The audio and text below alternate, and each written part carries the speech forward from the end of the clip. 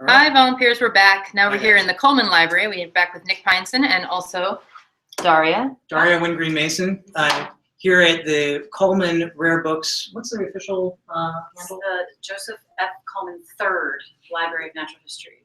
And this is where we keep rare books. This is probably one of the most secure places, fortunately, very importantly, for here at the Natural History Museum, because the objects held in trust here are literally irreplaceable in many cases.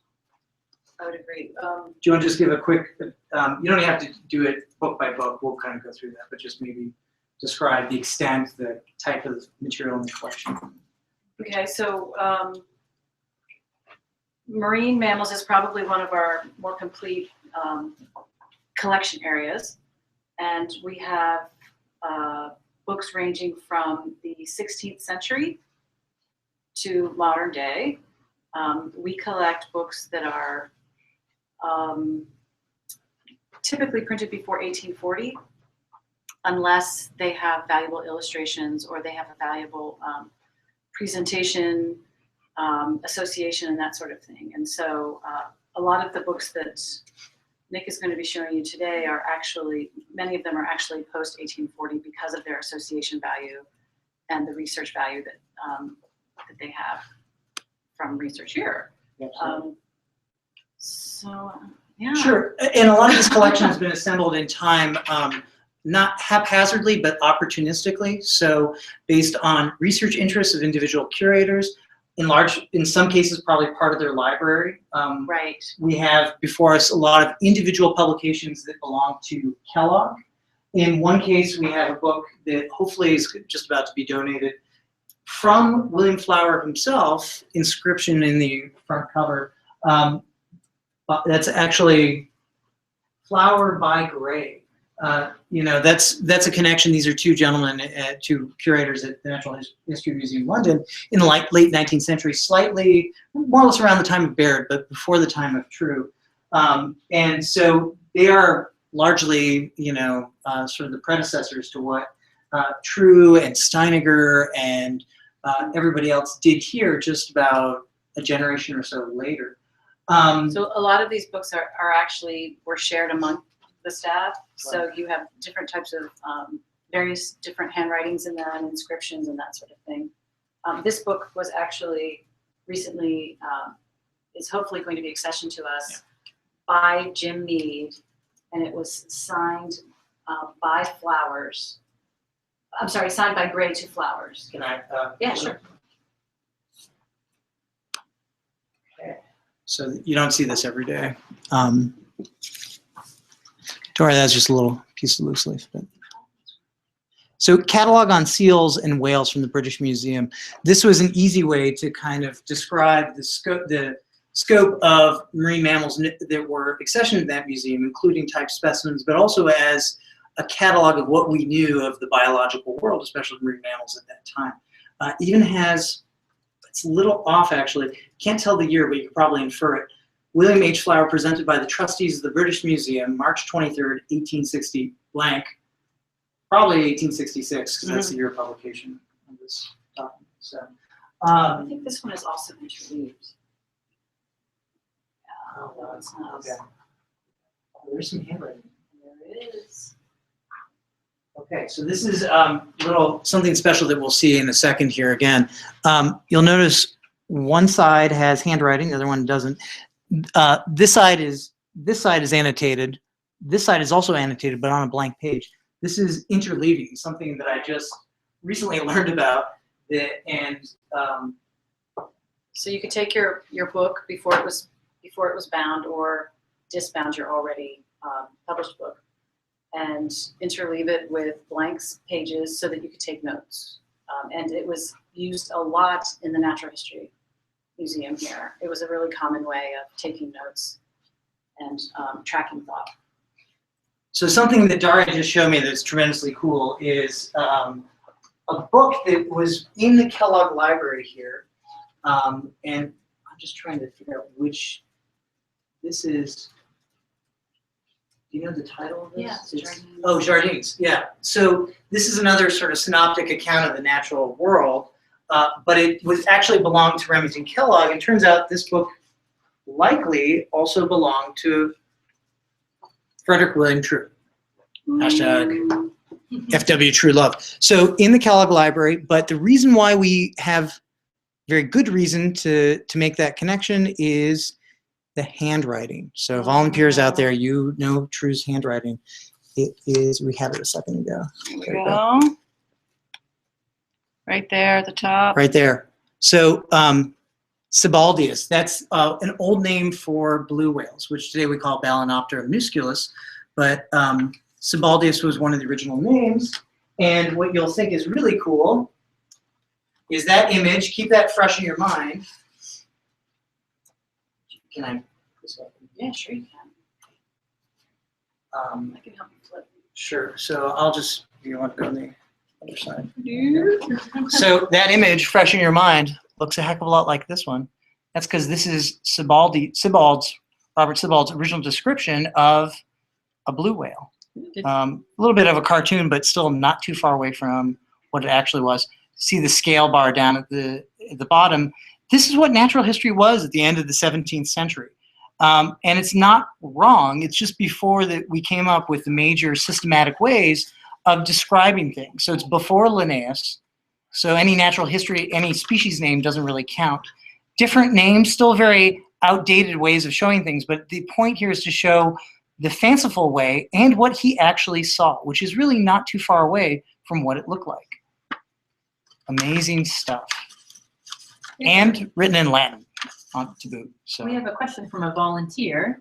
Siobhan asks, are any of the books image sorted? Have any of these items been digitized? Yes. Yes.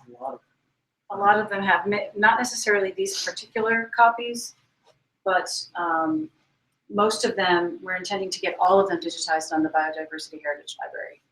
And I'm trying to see this one, for instance, this Gessner. So if it has, if our book has this little sticker here, it means that this, our exact copy was the one that was digitized. So this one is on VHL. I know for a fact, Nick was telling me that this one is now on VHL, not this copy, but someone else. I think it's, we probably have Hui's copy. We have a lot of Woods Hole Oceanographic Institute's copies, Harvard's copies. That is actually, I don't know if you could pick that up, Daria. So Jim Mead, we mentioned him earlier, curator emeritus of marine mammals here in the Department of Vertebrate Zoology. So my brother over in another part of the building, intellectual brother, predecessor in some ways, colleague, co-author. This image is the first image of a whale skull, period, in 1560. Conrad Gessner. This is also the first, Gessner was also the originator of a lot of original imagery of objects from the natural world, including shark teeth, for example. He was the one who first identified that shark teeth, fossil shark teeth did belong to ancient fossils that are now long, ancient fossil sharks now long dead. Yeah, fanciful stuff too. So there's occasional. Is that Rondelay? No, this is. No, it's not. But Rondelay had the, skeleton man. they all copied from each other. No, that's so. Yeah. So that the image of the Fish. the image of the bottlenose dolphin is now carried through to the present because one of Jim Mead's signal publications, published in 2009, is the lexicon of the skull of the toothed whale. We call it the Therian lexicon. That is a Smithsonian Contributions to Zoology book, available as a PDF. You can download that right now. The cover image is Gessner's picture of a bottlenose dolphin skull. So these things get carried through across the centuries, and I think that's another very cool human connection. I'll find it. Okay. So the interleaving, I'm just going to keep the audience going. So interleaving, I came down here last week to talk to Daria about organizing this, and I'm just thrilled by the wealth of books that were here because it's really mind-blowing. I think fossils are cool, but this is perhaps even cooler. Interleaving. So this is a publication that is cataloged in Department of Vertebrate Zoology's library. Or was it in the Kellogg Library? That was in Mammals. This was in Mammals. So this was really available for anybody to study, grad student, Kellogg has curator. a copy also. Kellogg Library has it. So we have multiple copies in other places. But what's different about this one, and Jim Mead identified it, was interleaving here. So we have almost like loose leaf lined paper, interleaved at specific points throughout that same book that we just showed there, the Catalogue of Seals and Whales from the British Museum. And let's just page through this. This was, you can see sort of from the documentation, it was in the Smithsonian libraries. It was in room 57A, crossed out. It's been moved around throughout the museum over the last 100 years or so. That handwriting should be very familiar, because that's the same handwriting in that book of Kellogg's of Siebold's, Connecting Three of the Ages here.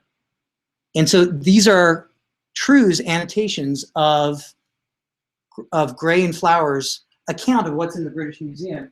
This connects us. This book was probably hand carried along with this museum notebook that we described earlier that actually has his museum notes. This is Frederick William True's. You'll find that same handwriting here. And you can actually see the red wax pencil marks here. That is probably Kellogg's annotation of True's notes to clarify the units, because apparently True didn't really identify what units he was using to measure the skulls. But this is really neat. This is connecting scholarship through, yeah, absolutely. Connecting scholarship through the years, not just a few years, hundreds of years. And it's all story told right here across natural history collections and library collections too. Questions? Illustration? Yes, volunteers, do you have any questions? Let's see if we can get any. Because I can just look at these books all day long, and it's So can totally we. an awesome thing for me to do. You should ask me questions once. And we also found in this one, that was this one over here that actually had some annotations from Remington as well. And Oh, really? Okay. remember you found the. Oh, was it the red? Yeah. Oh, that's crazy. So what this does is actually traces how other people did scholarship too. And it's no surprise that they actually handled these physical documents. And that's actually, it's not just the intellectual knowledge, but yeah. I have a question. How does the practice of the way that scientists shared information and passed on field notes in this way relate to contemporary practices and how you share with your colleagues? Or, I mean, of course, we all are connected by the interwebs these days, but there must be other ways that we pass notes along. So I remember I did a lot of I was in grad school just at the start of the internet age. I didn't have Gmail in grad school until halfway through. There's a good aging device. I have museum notebooks just the way True does, and I have illustrations and measurements.